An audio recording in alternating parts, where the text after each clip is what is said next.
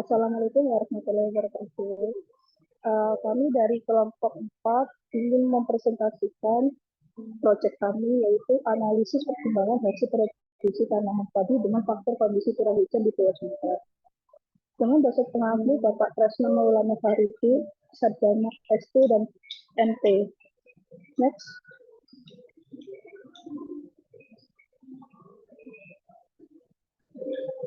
Dengan anggota kelompok kami, 1. Muhammad Aryas Nugroho, 2. Sabina Gaisa Brata, 3. Amanda Sari Hindaratani, 4. Jafal Jani Musafa, dan 5. Naufatila Giavaldi. Next. Latar belakang. Pemanasan global merupakan salah satu dampak penting dari perubahan iklim. Perubahan tersebut dapat berdampak pada pola tanaman, waktu tanaman, kuantitas dan kualitas produksi pertanian di Pulau Sumatera. Perubahan variabilitas iklim berpotensi mengancam ketahanan produksi tanaman pangan sehingga menambah tantangan dalam mengatasi permasalahan pertanian yang kompleks di Pulau Sumatera. Next.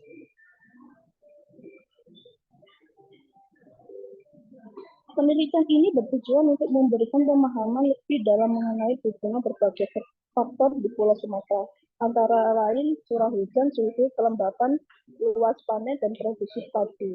Dengan menggunakan EDA, peneliti ini akan mengevaluasi dampak kondisi curah hujan terhadap produksi padi, memiliki hubungan antara ketersediaan air dan pertumbuhan padi, dan menganalisis hubungan antara luas lahan panen dan hasil produksi padi. Next. Permasalahan. 1. Bagaimana pengaruh ketersediaan air terhadap produksi di Pulau Sumatera? 2. Apakah curah hujan di Pulau Sumatera cukup untuk memenuhi kebutuhan produksi padi? 3. Apakah konversi lahan pertanian menjadi lahan non-pertanian dapat mempengaruhi ketersediaan lahan untuk produksi padi? Next. Tujuan. 1. Menilai dampak kondisi curah hujan terhadap produksi padi. 2. Mengkaji hubungan antara ketersediaan air dan pertumbuhan padi.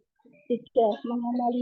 Menganalisa keterkaitan antara luas lahan panen dan hasil produksi padi. Next. Manfaat. 1. Bisa membantu para petani untuk membuat keputusan yang lebih baik untuk mengelola waktu tanam padi. 2.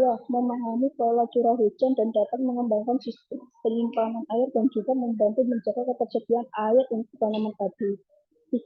Dapat membantu dan memastikan ketersediaan pangan secara efektif dan peningkatan produksi secara stabil. 4. Dapat membantu para petani bisa mengembangkan teknik pengolahan tanah pada saat kondisi curah hujan untuk memproduksi hasil panen yang tidak menurun.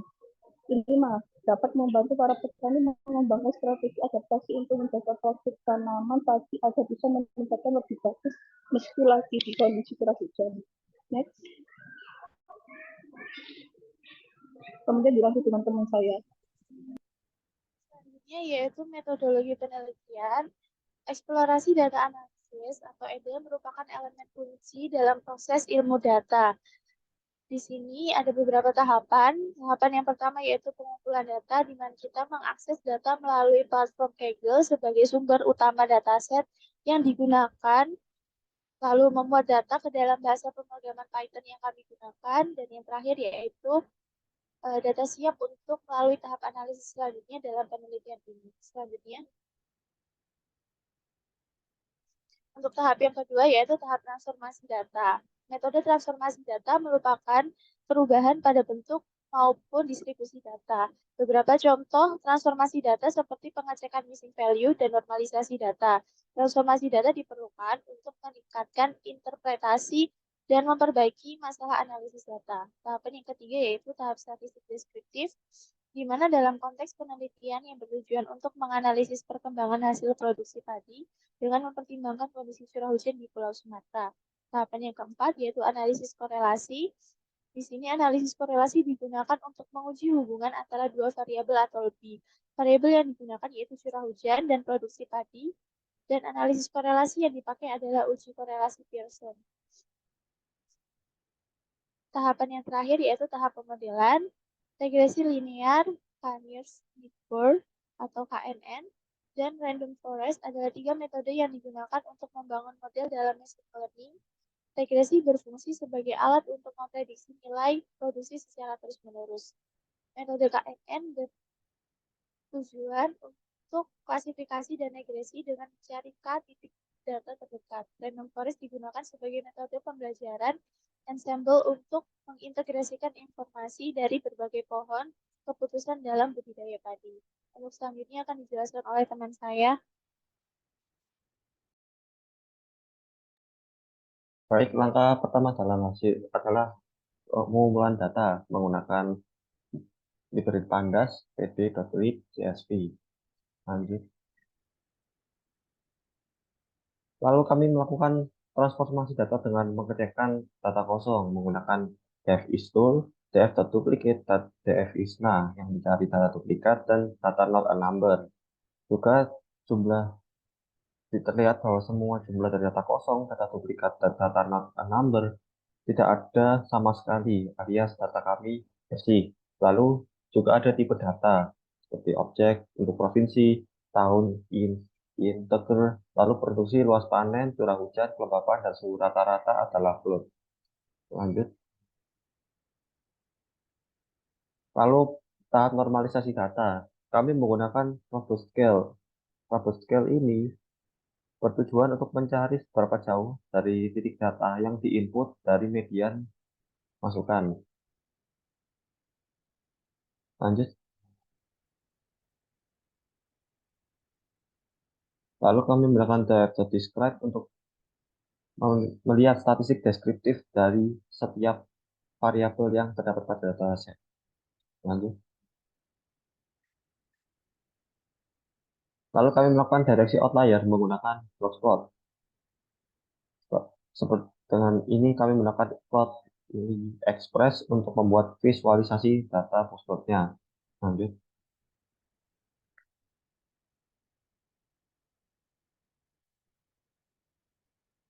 Lalu dengan barcode di sini kami dapat melihat bagaimana sih produksi dalam tahun itu, mana tahun manakah yang memiliki jumlah produksi yang paling banyak. Di sini tertulis bahwa tahun yang paling banyak itu adalah tahun 2017. Lanjut.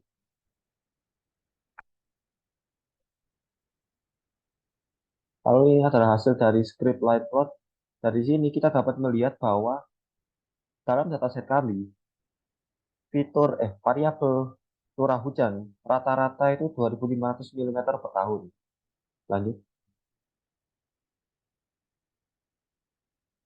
Lalu dari probability plot, kita dapat melihat distribusi variabel produksi bahwa hasil plot didapatkan bahwa garis cenderung lurus, yang artinya bahwa secara keseluruhan, distribusi data dari variabel tersebut adalah cenderung normal.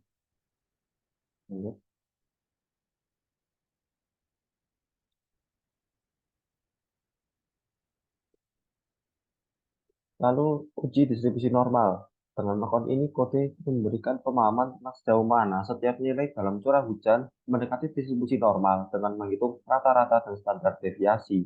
Hasilnya adalah nilai PDF yang mewakili sejauh mana data cenderung mendekati distribusi normal.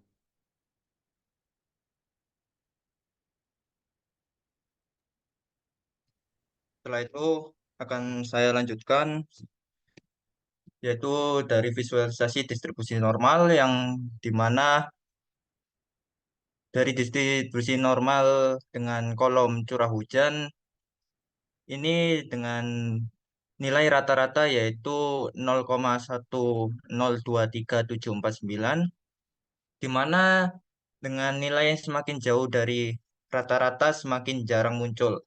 68% data curah hujan yang kita miliki berada dalam satu standar deviasi dari nilai rata-rata, yang dimana berkisar antara 0,04469966 dan 0,1600532.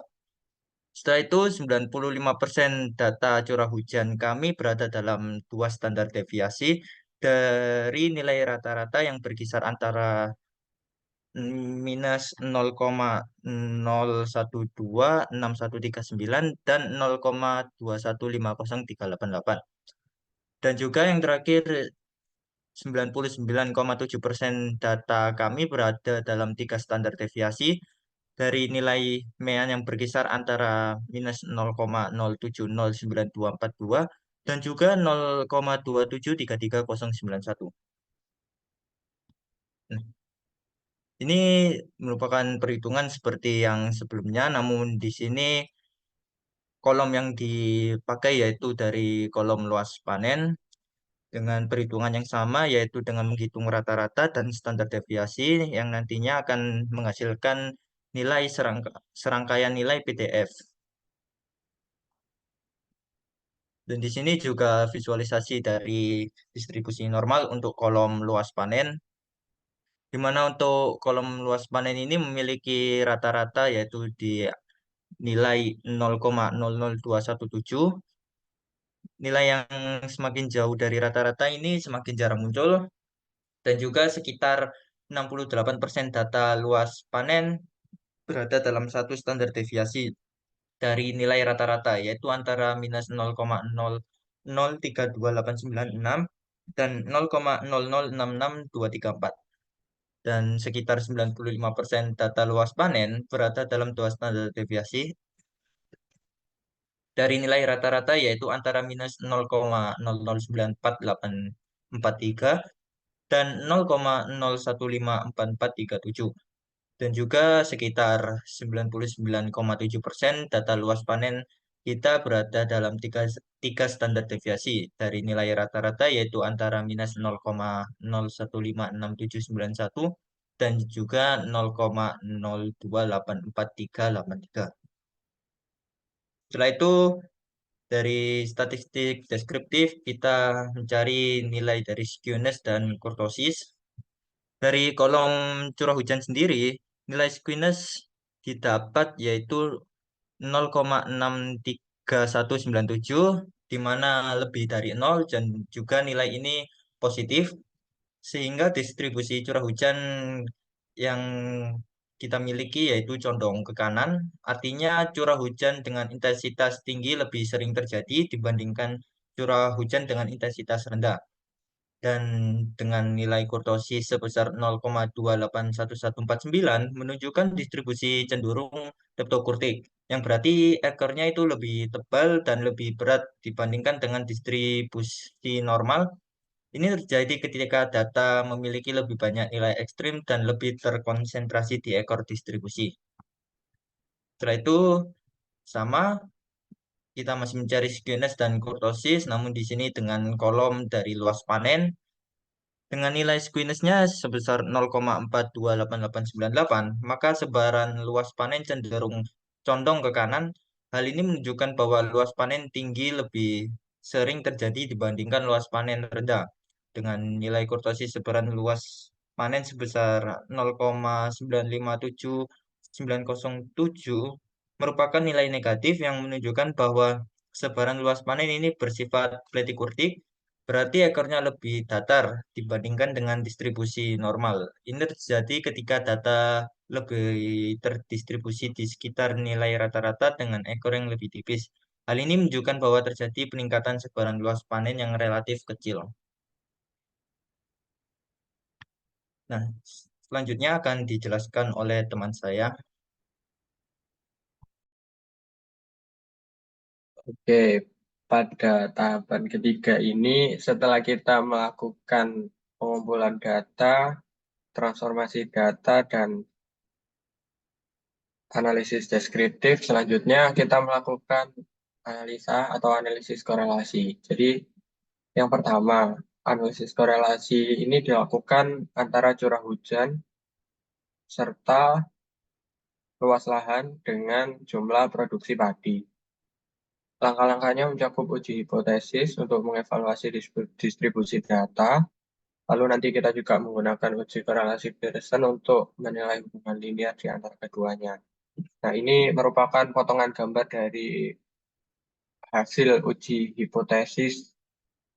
Dari hasil pengujian hipotesis dengan menggunakan teknik OLS atau ordinary least square, dapat didapatkan nilai p-value untuk curah hujan adalah 0,5466 Hal ini menunjukkan bahwa curah hujan tidak memiliki pengaruh yang signifikan terhadap produksi, sehingga H0 gagal tolak. Next, lanjut. Selanjutnya, masih menggunakan metode sama, uji hipotesis dengan OLS. Kali ini yang digunakan adalah variabel luas panen. Ini kita mendapatkan nilai sebesar 0, dan karena 0 p-value-nya kurang dari 0,05, maka hal ini menunjukkan bahwa luas panen memiliki pengaruh yang signifikan terhadap produksi, sehingga kesimpulannya hipotesis 0 ditolak.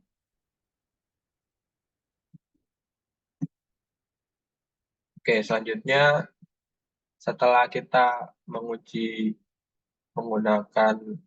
hipotesis menggunakan OLS, kita dapat menguji juga keterkaitan antar dua variabelnya menggunakan metode korelasi Pearson.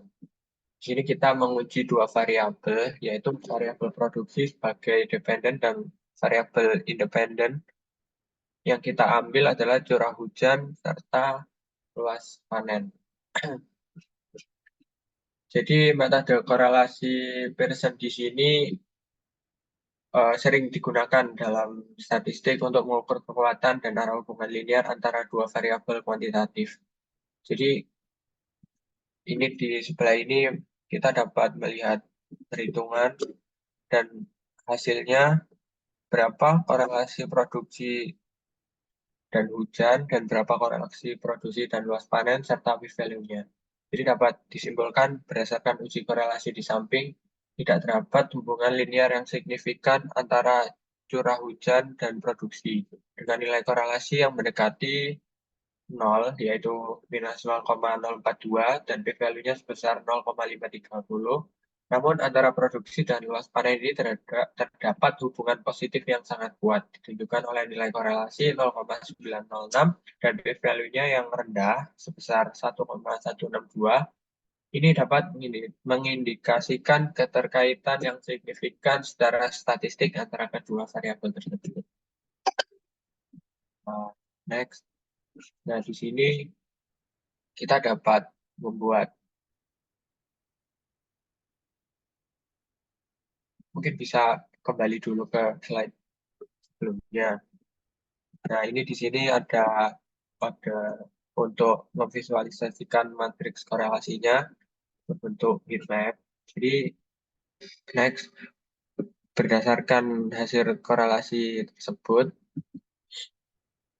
yang pertama, produksi dan luas panen terdapat korelasi positif yang kuat karena nilainya 0,91 antara produksi dan luas panen. Ini dapat disimpulkan bahwa semakin luas lahan yang ditanami, maka produksi padi ini akan semakin tinggi pula. Jadi selanjutnya produksi dan curah hujan, korelasi antara produksi dan curah hujan adalah minus 0,04, yang merupakan korelasi negatif yang sangat lemah. Ini menunjukkan bahwa curah hujan memiliki pengaruh. Maksud saya memiliki pengaruh, namun pengaruhnya kecil dan tidak signifikan. Lalu hubungan yang ketiga, luas panen dan curah hujan ini korelasinya negatif. Jadi dari analisis ini dapat disimpulkan bahwa luas lahan ini berpengaruh secara signifikan terhadap produksi, sedangkan curah hujan ini tampaknya memiliki pengaruh yang tidak seberapa signifikan dalam konteks dataset kali ini. Oke, next. Oke, ini setelah selesai analisis korelasi, masuk ke tahap pemodelan. Jadi pemodelan dalam studi kasus ini dilakukan dengan 3 algoritma, yaitu linear regression, random forest, dan KNN atau K-nearest neighbor. Jadi kami di sini melakukan pengujian untuk dapat menentukan model mana yang paling baik untuk studi kasus prediksi kami. Nah, ini merupakan langkah-langkahnya. Yang pertama, fitur encoding. Jadi menggunakan teknik one-hot encoding ini adalah mengubah data kategorikal menjadi bentuk numerik untuk digunakan oleh algoritma pembelajaran mesin. Dalam konteks dataset kami, yang kami ubah di sini, data kategorikal yaitu provinsi akan diubah menjadi numerik biner. Jadi memungkinkan representasi setiap kategori sebagai kolom biner yang menghasilkan matriks untuk digunakan dalam pemodelan. Oke, lanjut. Setelah kita menyamaratakan tipe datanya menjadi biner atau kita sudah mengubah data kategorikal, selanjutnya kita menguji modelnya dengan train and test. Jadi data dibagi menjadi dua bagian, dataset train atau pelatihan dan dataset pengujian atau tes. Pembagiannya biasanya dibagi 70-30 atau 80-20 untuk pengujian. Jadi dataset pelatihan ini digunakan untuk melatih algoritma. Lanjut. Oke, fitur scaling. Jadi fitur scaling ini memunculkan atau berisi fitur-fitur yang sangat bervariasi di sini. Jadi uh, fitur dengan magnitudo yang tinggi ini akan memiliki bobot yang lebih besar dalam penghitungan jarak daripada fitur dengan magnitudo rendah. Oke, mungkin bisa dilanjut aja yang ini. Next lagi.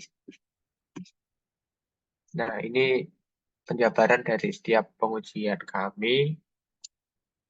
Pertama, menggunakan model linear regression.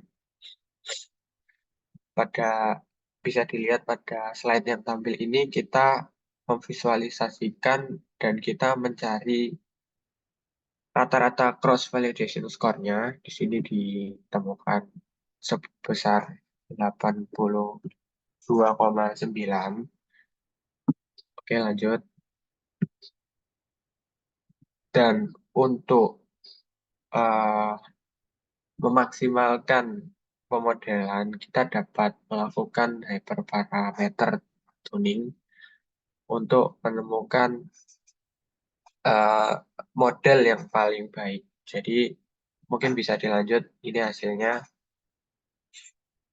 Nah, kita dapat menemukan model baru ini sedikit mengalami peningkatan setelah proses hyperparameter tuning dibandingkan sebelum dilakukannya proses tersebut. Lanjut. Selanjutnya, pemodelan random forest. Ini kita menggunakan cara yang sama, hanya saja kita memanggil atau menggunakan package yang berbeda. Lalu selanjutnya kita melakukan hyperparameter tuning sendiri dan didapat kesimpulan. Next. Pada model random forest ini berkinerja lebih baik setelah menerapkan beberapa parameter. Oke, lanjut. Yang terakhir, algoritma terakhir ini dilakukan cara yang sama. Kita melakukan pengujian, lalu visualisasi, dan kita melakukan hyperparameter lagi, dan ditemukan kesimpulan.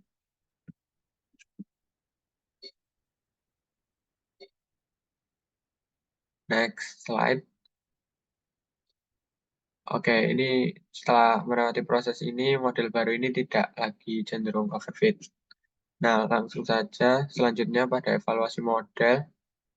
Oke, setelah kita melakukan beberapa tahapan yang cukup panjang, mulai dari pengumpulan data, transformasi data, lalu analisis korelasi, serta kita menemukan model mana sih yang terbaik untuk prediksi dari studi kasus kami. Di sini dapat diambil kesimpulan.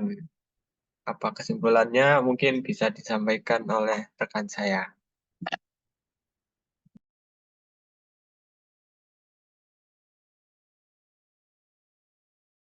Baik, jadi kesimpulan. Yang pertama, berdasarkan analisis statistik yang didapatkan dari hasil kami, dampak langsung curah hujan terhadap produksi padi dampaknya tidak terlalu dominan meskipun variasi hujan cukup besar.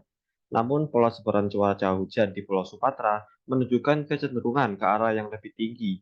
Dalam hal ini, menunjukkan bahwa curah hujan dengan intensitas lebih tinggi sering terjadi dibandingkan dengan curah hujan dengan intensitas sedang.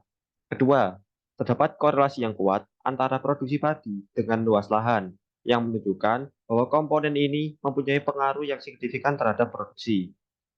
Salah satu faktor yang mempengaruhi ketersediaan lahan untuk produksi padi mungkin adalah konversi lahan pertanian ke lahan non-pertanian. Namun, hasil analisis tersebut tidak memberikan informasi secara langsung mengenai dampak konversi lahan terhadap produksi padi di Pulau Sumatera.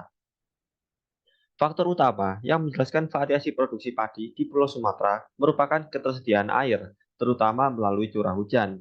Sebaliknya, luas lahan yang ditanami padi tampaknya mempunyai pengaruh yang lebih besar, dan perubahan penggunaan lahan mungkin mempunyai dampak yang signifikan terhadap produksi padi.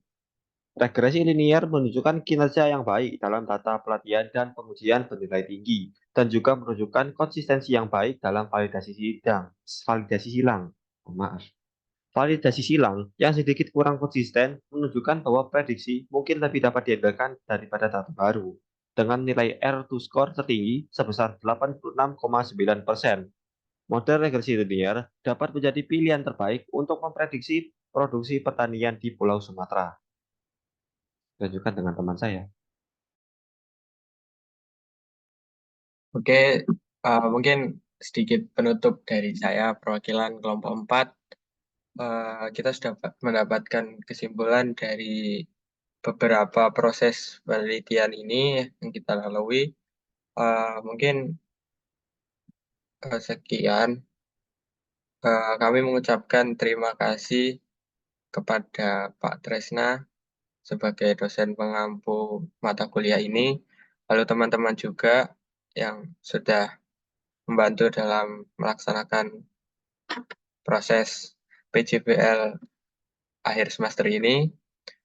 Mungkin itu aja yang dapat kelompok kami sampaikan. Bila ada salah kata dalam dokumentasi video kali ini, mohon dimaafkan. Terima kasih. Assalamualaikum warahmatullahi wabarakatuh.